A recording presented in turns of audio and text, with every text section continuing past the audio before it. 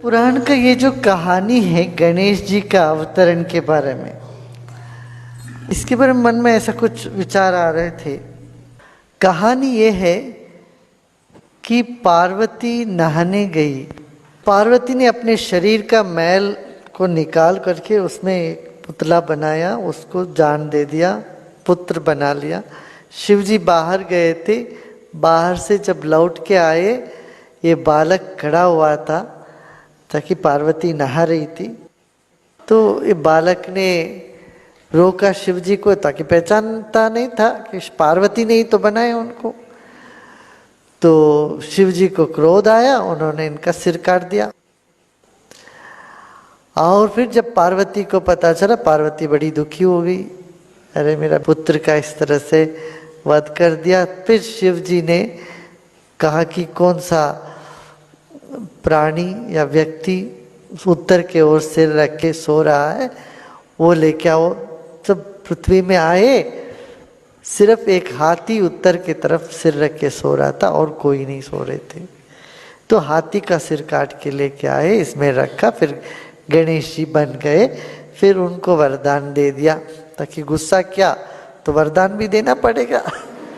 तो पहले गुस्सा करके पश्चाता होने पे फिर उनको पुसलाना पड़ता है ना, तो पुसलाए, फिर बोले जब पहला पूजा तुम्ही को होगी। ये जो पुराण की जो कहानी है, उटपटांग कहानी, अटपटा सा लगता है। क्या पार्वती के शरीर में इतना मैल जमा हुआ था? पहला प्रश्न। दूसरा, जो त्रिकालक ज्ञानी सब कुछ जानने वाला ईश्वर को ये नहीं पता चला कि ये मेरा बेटा है, पार्वती का बेटा है।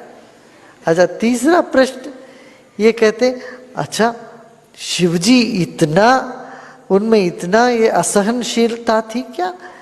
किसी ने बोला तुम रुको अभी, तो उनको रोकने के लिए भी मना करे। इतना अहंकारी था सदाशिव ताकि वो बच्चा है, वो कह रहा है रुको मैं अभी नहीं जाने दूंगा, तो उसका सिर काट दे। कितना क्रूर कठोर भगवान होगा तुम्हारा ये, और नासमझी होगा। मान लो आपको कोई गार्ड कहीं रोकता हो तो आप उसका सिर काट दोगे, चाहे आप ही के घर का गार्ड क्यों ना हो। माने शिव इतना क्रोधी, असहनशील, अज्ञानी, और पार्वती इतना मैल डोलने वाली और अपने मैल से ये बच्चा बनाने वाली।